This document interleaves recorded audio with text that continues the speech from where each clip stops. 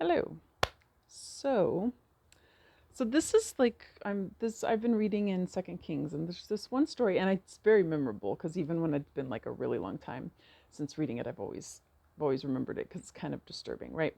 Um, and it's Second Kings chapters like 6 and 7, right? And it's during the time, if I'm, I think the king mentioned in this is King Jehoram, which is he's the son of what's his face, Ahab and Jezebel, right? So he was brought up by some pretty rough people. So, but that's anyway. But he, when he became king, he did have some things in his favor. He did remove the statues for Baal, and like that worship. He removed that, but it says, but he did not repent of the sins of Jeroboam. Right? Jeroboam is the one who did not want to, like when the kingdom was separating, God gave Jeroboam like most of the kingdom and just left a little bit because of the name of David. He's like, I'm not, I'll leave someone on the throne for David in the kingdom of Judah, but they had the temple, whereas he didn't, and so he built the calves and all the stuff because he didn't want his fear was, um, though God gave me all these people, if they go and worship in Jerusalem like they're supposed to, their hearts might be turned to that king, and then I won't have this kingdom anymore, right? Even though God's the one who gave it to him and God could totally protect it, he was so afraid of letting go of his control, his perceived control, right? Because he doesn't really have control. Control is kind of an illusion, right? But so he builds these calves like up on the high place and like starts making his own priesthood from among people that are not, they're not supposed to be priests, and then he just kind of, and the Lord departs basically from him and he wipes out his whole line later on, right? But that sin, those high places, those calves have lingered in Israel for a long time. And Jehoram, he um he has he has removed the Baal worship, but he he leaves that in place, right? And I think it's about more than just the high places. I think he has the same attitude as Jeroboam did, because this is a time where the king of Aram is basically laying siege to Samaria, right? And um, as a king, he is obviously he's overwhelmed. They're getting to the point where they're starving because of the siege, right? They have no food. I don't remember what it says. Like people are buying, like spending astronomical amounts on like just a donkey's head and like bird droppings. Like there's no food, right? And but these people have been so far separated from God in practice and tradition, and they don't really have, like, this is before the time of Josiah where the book of the law was found again, and like Israel really had an anchor again, like, okay, we know right from wrong again. They've been so enmeshed with these other countries and these other gods and things ever since, basically ever since Solomon, right? It's really, things have faded, and it's that slow fade, but like nobody really even knows the whole way back, right? Because it's just been too long. It's too many generations, and they're just way too comfortable with these traditions that are not God honoring. And during the time of this famine, the king is out walking along. I don't know if he's on the wall or whatever. And this woman cries out and she's saying, like, save me, right? Or help us, right? And he's saying, well, hey, if God's not going to save us, how can I? I'm just the king, right? Like, I can't do this, right? He acknowledges that, like, he doesn't know what to do. They're under siege and they're starving. And then she says, well, she's basically bringing this case to him that, well, this woman and I, like, we made an agreement to, we would kill my child and we would eat him, and then tomorrow we would kill her child and we would eat him, but now I've killed mine and we ate him, and she won't give me her son. She hid him away, and so concerned with that it wasn't fair what had happened, right? And the king hears this and he tears his robes, and he is just totally distraught. And when he tears his robes, because he's wearing his robes, but underneath his robe he has sackcloth. He's grieving inwardly. He knows something is so wrong. And but he doesn't want the people to see his grief. He doesn't want the people, he doesn't want to admit openly, like, I don't know what to do. Like, hey, I took out the Baal worship. I don't understand why this country is still such a mess. Like, he won't be honest about it, because I think it's with that same attitude of Jeroboam that he's thinking, hey, if I am open and say, like, I don't know what we're supposed to do to get this ship right, um, he's afraid then he'll lose power, right? He'll lose. That's my suspicion when it's talking about the sins of Jeroboam. I think it goes deeper into the attitude of Jeroboam and not just worshiping in those high places. That's just a me thing. Read this for yourself, of course. And but he's like tears his robe, and then what does he do? Because he's not at the point, like he's recognizing he's inwardly grieving, but he's not willing to humble himself completely, because just he's keeping that image up for the people, wearing his robes, everything's going to be fine, I'm still the king, he's and then he during this, he becomes so frustrated, he lashes out at Elisha, because Elisha is he's the prophet, he's the representative of God, right? And so he's angry about this whole situation, and he's saying this is wrong. And so he's not even like at a place where he can like speak to God, right? They've been too separated for too long from worshiping God the way that they were supposed to. They don't. There's just it's like there's these hints of it, but it's become this kind of spiritual deformity, right? And to the extent like what I think is there's so many ping pong balls in my head right now. Sorry. So um, so I think that in this situation, when he hears this abomination that's been done by these women, and not even just like this woman being like saying this is a terrible thing that we did, but she's like, I still want to eat that baby. Like it's like, what? Like something's so wrong here. And it's like appalling and shocking, right? But it's and we in this situation, it's like the blame kind of comes down to, well, he goes to Elisha, but he's basically blaming God, right? You have brought about this situation and caused this woman to become like cause these people to be doing these horrible things, right? But really what has gone on is people have been so far separated from God for so long, and they do not have faith, they do not trust the Lord, that they're like, that's exactly of trying to control is exactly what this woman is doing. They don't have the faith, they don't have that understanding of God, they're not seeking God, they're seeking any way they can get by in this situation, right? And what has been modeled for them from like King Ahab, and like there wasn't like, babies weren't treasured in other cultures at the time. They were used like, hey, I'm going to build a house, kill that baby, and let's build a wall on top of it. Like it was just something that they did. Like there was a different perspective that had infiltrated Samaria, Israel at this time. Like they just didn't have the same view of it, right? And so what is happening in this situation, this famine, is not that it's causing these things, but it's revealing them. It's revealing the sickness that's already been under the surface, because I don't think it would have happened otherwise. Like, because people would be watching for the Lord, people would be waiting for the Lord. This is something that has changed deeply, and the king is already has showing signs by grieving inwardly, like by wearing that. Like he knows something's off, and so he lashes out at Elisha, and he sends a messenger. The messenger comes to Elisha, who is probably also very upset. Obviously, people are starving. I'm not trying to cast judgment on them per se, because I don't know what I would do in that situation either. But the perspective is different because they've been so far removed from the Lord.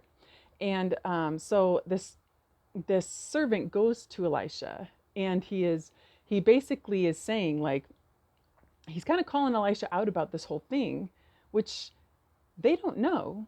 The ladies eating the children and the king, they don't know that the Lord has already caused this solution to happen. Like he has already tricked the invading forces into thinking that there's this huge army coming after them, and they flee and leave all their food, all the things, and they're no longer under siege. Like they are, it's they don't know that this is going on, right? But this servant says to Elisha at one point when he's bringing this complaint to him, and he says that if this is from the Lord, this situation, this siege, this famine, the Lord brought it on us. And so why would we worship him? Is basically what he's saying. Because he did these bad things, this isn't a God we want, right? And then Elisha says to him, tomorrow morning, the grain and all the things that right now are, the bird dropping selling for pieces of silver, he's saying tomorrow you're going to be selling all of the food at regular cheap prices by tomorrow morning. And this guy, not only is he saying, hey, if God's going to allow this bad stuff, that's not the God I want, right? Which I think we have a lot of issues with that nowadays, where we are consumers, right? We are raised consumers. And when we hear a perspective on God or something we don't like, we kind of go, I don't like that flavor of religion. Let me find a different one. Like we're used to that kind of thinking. Not quite as obvious as that, but we do have a tendency to kind of seek what we're comfortable with. But not only is he doing that, but then when Elisha says that, hey, by tomorrow morning, this famine is over, he goes, even if God were to open up like the windows of heaven, how could he possibly do this, right? It's just like they've so forgotten, like, right? Just like the women who did what they did, they have forgotten that this is the God that fed them in the desert. This is the God that brought manna from heaven. There is a way if you're watching for it, like if you're waiting on God and if you're trusting in the Lord, there will be a way, just like the ravens who fed Elijah, or the woman who her jar of oil and her grain, like she had enough to make one or two cakes, and Elijah was like, make one for me first and then make up for you and your son. And she's thinking it's the last one they're ever going to eat and then they're going to die, and then it's just bottomless. And the Lord can make these miracles happen, right? But they've been too far removed to be expecting anything from God, and they've been living for so long in the sins of Jeroboam. And part of the sins of Jeroboam is being in control, making sure that they have something to keep their power, to keep everything going okay, and they're not watching for the Lord. And so the things that are in our power that we can force to happen, eventually they do become depraved, like the women eating the children, right? Like there's something wrong, because even the one who hid her child away, she still was willing to eat somebody else's baby. Like there's some stuff wrong, right, in what they're doing and what they're thinking, and the depravity that has taken root in the culture. And especially given that this woman is crying out about it, like she's not even like keeping it secret that they've done this terrible, terrible thing out of desperation. She's just like putting it on blast, like, but so this guy, this servant that was sent to Elisha, and basically just totally spoke against God, and was basically saying, hey, if this God is putting us through this, we don't want this God. And even if he wanted to now, how could he ever feed us all? And Elisha says, you will see it, but you will not taste any of it. You're not going to, basically he's saying, you're going to see it happen, but you're going to die. And what happened is exactly that. There were some, I believe it was actually some disabled people. I don't remember if they said they were blind or lame or something, but beggars, basically, they would go out and they discover that this camp of the king of Aram, like, it's empty. And they left all their gold, they left all their food, they left everything. And so they start kind of just stashing some stuff away, and they go, wait, this isn't right. We know what's going on inside of the city, and it's not right for us to just be out here taking all this stuff. We need to go tell them so that they know it's here, right?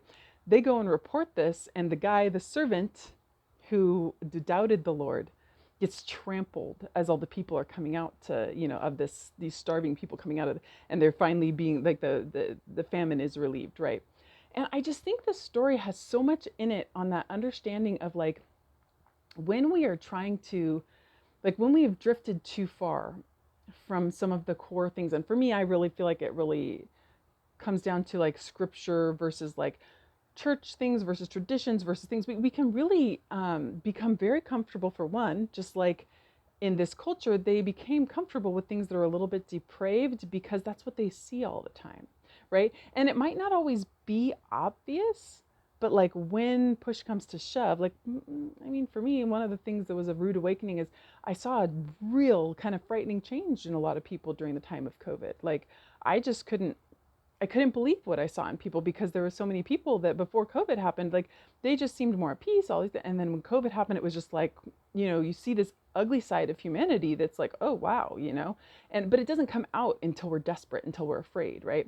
And sometimes in our own personal lives, there are times, like for me, there are things that I will say or do that I'm like, oh my gosh, I didn't know that was in there, but I'm so desperate, I'm so scared, I'm so, like and it reminds me like, okay, no, no, no, no. Remember, this is the God who provides manna. This is the God, like God is in control of this. There are times that he brings something in our path for us to do, but that doesn't mean that we're always supposed to just keep doing and doing and doing, like, cause I struggle with that. Sometimes the Lord will give me something and he'll open something, and I participate in part of it, and then I have to stop and wait again. And part of me is like, well, no, right? I can participate now. I've got things I can do. And it makes me feel like I'm making progress, but like, then I start diverting it. And a lot of times when I don't check my heart and I do try and then I can throw everything off again. And it's like, that it makes me think of that old song. There's an old song that's like, go on and take another lap around Mount Sinai until you learn your lesson. Like oftentimes when I get in it, it gets all messed up again, because the Lord is like, where's the trust? Where's the faith? oh, you of little faith. Like, how often, like, that's the one thing that, again, when I'm reading the Bible through again, like, I've read it so many times, but it's becoming so much more obvious, so increasingly obvious, that the sin of our nature is so rooted in the fact that it's so hard for us to have faith in God and not what we can do and what we can see, what we can control. Almost like we still struggle with the sin of Jeroboam. Like, maybe not the golden calves on the hill, but the traditions we do that make us feel good, and the things that we can control, the things that we tell ourselves are positive thinking instead of like faith, and grieving and stuff. We make ourselves feel better instead of like actually letting ourselves, you know, fall apart a little bit, because it's like, you know, humble yourself, weep, mourn, and wail, and the Lord will lift you up. Like, we have a difficulty with that. I mean, it's just wired into us in some extent, to some extent. And it's just like one of those things that this passage, especially that when you see that depravity, and there's part of me when I sometimes I see things, I'm kind of like, God, why did you allow this? And it's like, well, we separated ourselves from him. And I'm not saying just within the church. I mean, the culture, obviously, our culture has drifted so far away. Not saying that I know that it was necessarily better when it looked better, because just because something looks better on the outside doesn't necessarily mean, you know, I can't judge that. I just know that there are things that we become comfortable without realizing we've become comfortable with it. And there are things that that when I see them in the culture, it can be really hard to see. It can be really like, you know, where I want to tear my robes and be like, oh my gosh, I can't believe that people are like this, or, you know, but like, it always comes back to that, like, finding those places, finding that time to trust the Lord, to shift my focus away from the problem, away from the thing. And in this perspective of this thing, these women who just killed or at least one of them killed and ate their child, right? It was like days before the Lord was ending the famine, but they weren't looking for an answer from the Lord anymore. They were looking for an answer from themselves. And that is one of the biggest struggles I think we all have nowadays, is because there are so many things, so many ways for us to find solutions for ourselves, and instead of looking from for them from the Lord. And I'm not saying the Lord never uses things that are here. He does, but it's like really difficult sometimes for me to keep clear, like when the Lord gives me something and it's something from the Lord, to not get so focused on what he's given me that I can, like, I start almost like focusing so much on what he's given me, I can't see him anymore. And I keep trusting in this thing. And then it becomes that mammon kind of thing. And it's just, I don't know. There's just a lot here. Hopefully, whatever the important bits got through somehow with all the like ping pong ball thoughts that are bouncing around in my head. But I should probably stop before I like throw in a couple more ping pong balls and start them bouncing again. So I'll stop here.